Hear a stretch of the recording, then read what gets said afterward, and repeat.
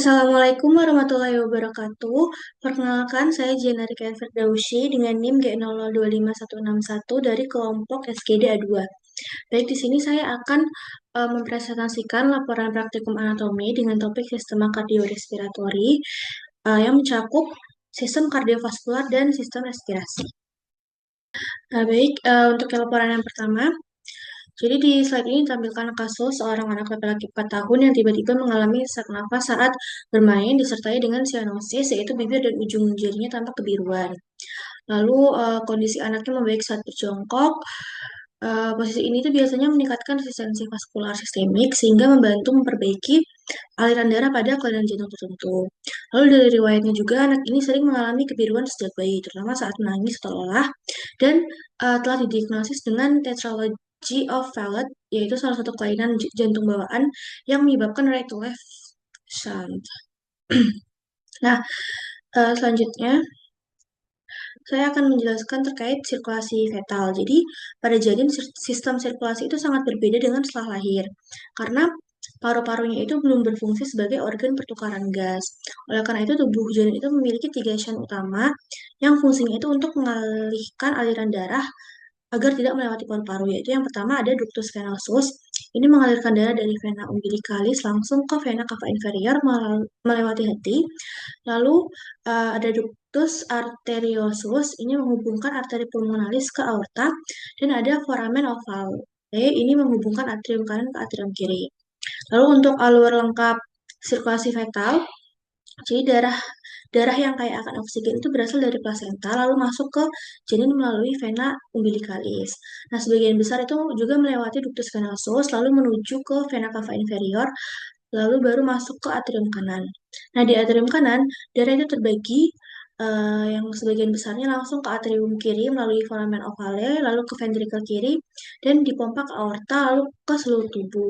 Sedangkan sebagian kecilnya itu masuk ke ventrikel kanan, lalu menuju ke arteri pulmonalis, tapi karena resistensi parunya tinggi, darahnya itu dialihkan melalui ductus arteriosus ke aorta. Kemudian darah kembali ke plasenta melalui arteri umbilicalis. Jadi secara konsep, sirkulasi fetal itu bersifat parallel circulation, bukan seri seperti setelah lahir, dan sangat bergantung pada keberadaan ketiga shunt tersebut.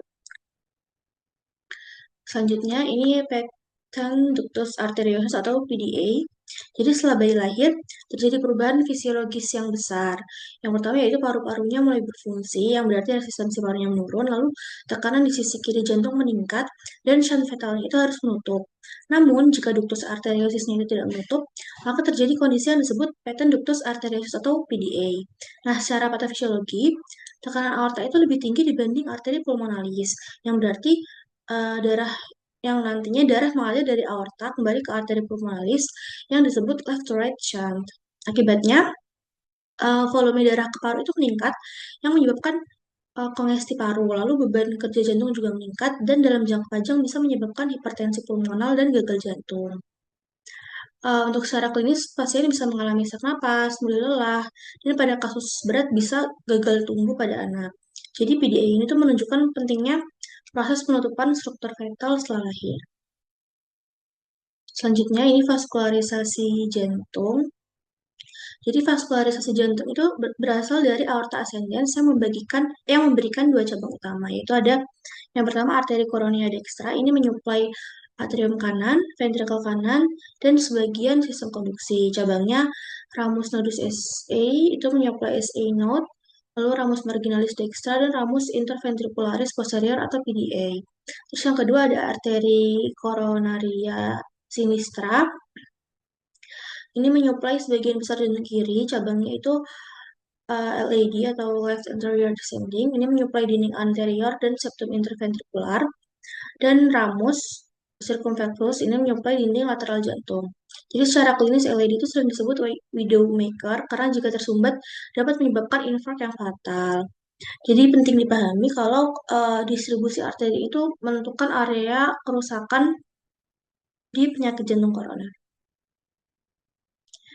Lalu ini lanjut vaskularisasi jantung. Untuk sistem vena jantung, sebagian besar darah vena itu akan bermuara ke sinus coronarius yang kemudian masuk ke atrium kanan. Cabang vena utama itu ada vena cardiaca magna, vena cardiaca media, vena cardiaca parva, dan vena posterior ventriculis sinistri.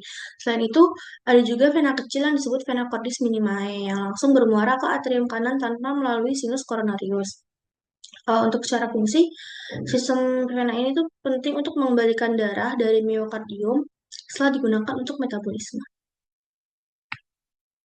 Lanjut yang laporan 2. Jadi kasus kedua ini tuh membahas pasien dengan gejala hidung tersumbat, nyeri pipi yang bertambah saat menunduk, dan lendirnya kental.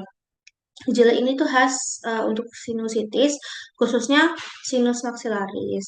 Nyeri yang bertambah itu saat menunduk itu karena adanya tekanan pada sinus yang terisi sekret.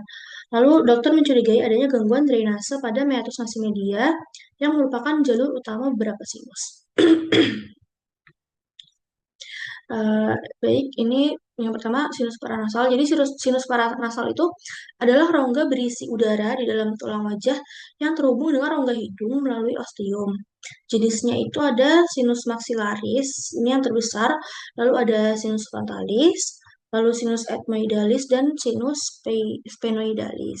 Fungsinya itu untuk mengurangi berat tengkorak, resonansi suara, yaitu mempengaruhi kualitas suara, lalu proteksi terhadap trauma, lalu mengatur suhu dan kelembapan udara juga berperan dalam sistem imun melalui mukus. Jadi sinus itu bukan hanya rongga kosong, tapi juga punya fungsi fisiologis yang penting. Selanjutnya, ini ada meatus nasi. Jadi, di dinding lateral rongga hidung itu tuh ada 3 konka, yaitu konka nasalis superior, konka nasalis media, dan konka nasalis inferior. Ini membentuk 4 jalur. Yang pertama dari sinus sphenoid lalu meatus superior, lalu meatus media, dan meatus inferior.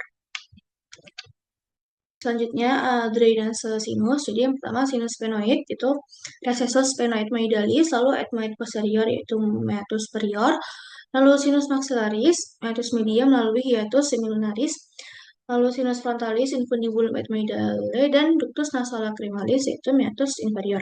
Jadi yang paling penting secara klinis itu meatus nasi media karena menjadi tempat drainase beberapa sinus sekaligus sehingga mudah terjadi obstruksi. Selanjutnya, mengapa sinus maxillaris lebih sering sinusitis? Jadi, sinus maxillaris paling sering terkena sinusitis itu karena kombinasi faktor anatomi dan fisiologi. Yang pertama, karena letak ostiumnya lebih tinggi, jadinya drainase itu melawan gravitasi. Lalu, jalurnya itu sempit atau osteomeatal kompleks, jadinya mudah tersumbat. Lalu, stagnasi mukus, itu jadi mudah pertumbuhan bakteri, lalu dekat akar gigi atas, infeksi odontogeniknya itu bisa menyebar, dan ukurannya itu besar, yang berarti ventilasinya kurang optimal. Jadi, kombinasi faktor ini tuh menyebabkan sinus maxillarisnya paling rentan mengalami peradaan.